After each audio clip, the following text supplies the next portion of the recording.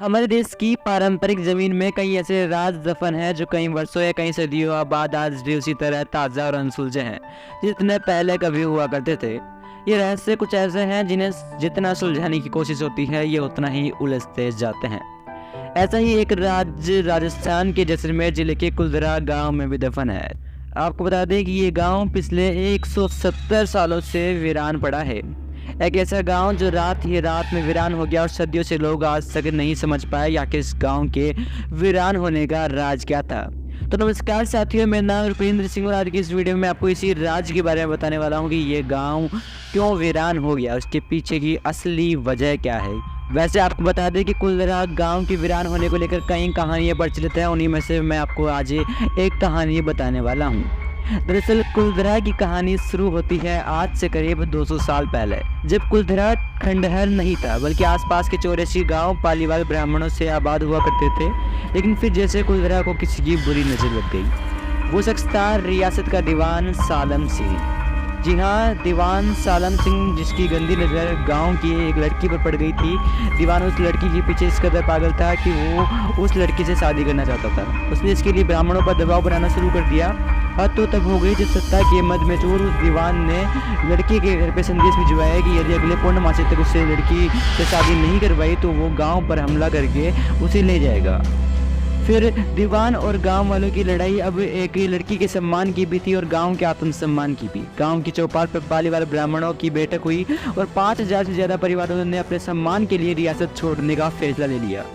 कहा जाता है कि निर्णय लेने के लिए सभी 84 गांव वाले एक मंदिर पर इकट्ठा हो गए और पंचायतों ने फैसला किया कि कुछ भी हो जाए अपनी उस लड़की को दीवान को नहीं देंगे। अगली शाम कुलधरा कुछ यूं वीरान हुआ कि आज परिंदे भी उस गांव की सरहदों में दाखिल नहीं होते हैं।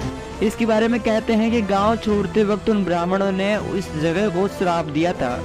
आपको बता दें कि बदलते वक्त के साथ 82 गांव तो दोबारा बन गए, लेकिन 2 गांव खाबा और कुलधरा तमाम कोशिशों के बाद भी आज तक आबाद नहीं हुए हैं। आपको बता दें कि ये गांव अब भारतीय पुरातत्व विभाग के संरक्षण में है, जिसे दिन की रोशनी में सैलानियों के लिए रोज खोल दिया जाता है।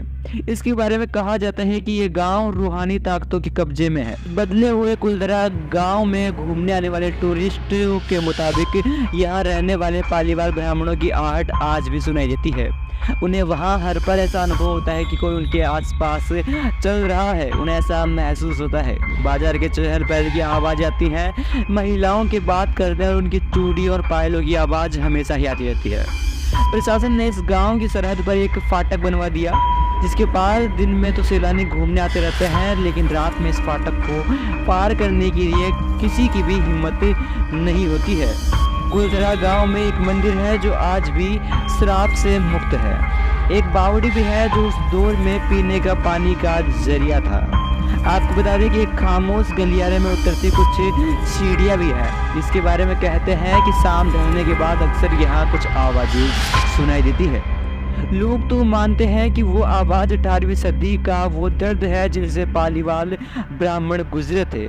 गांव के कुछ मकान हैं जहां रहस्यमय परछाई अक्सर नज़रों के सामने आ जाती है और सैलानी अक्सर डर जाते हैं। दिन की रोशनी में सब कुछ इतिहास की किसी कहानी जैसा लगता है, लेकिन शाम ढलते ही कुलधरा के दरवाजे बंद हो जाते हैं। जी हाँ, और दिखाई देता है रूहानी ताकतों का एक रहस्यमय संसार, एक खतरनाक संसार।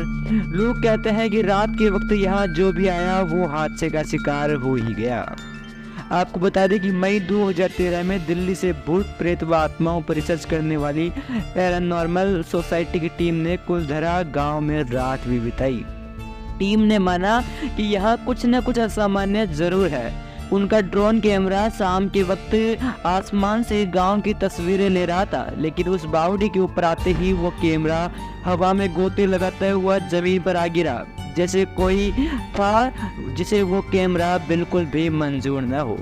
ये सच है कि कुलधरा से हजारों परिवारों का प्लान हुआ। ये भी सच है कि कुलधरा में आज भी राजस्थानी संस्कृति की एक बहुत ही सुंदर झलक मिलती है।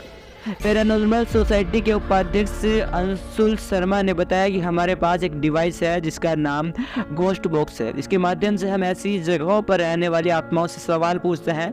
कुलधरा में भी ऐसा ही किया। जहां कुछ आवाज़ें आई तो कहीं असामान्य रूप से आत्माओं ने अपने नाम भी बताए।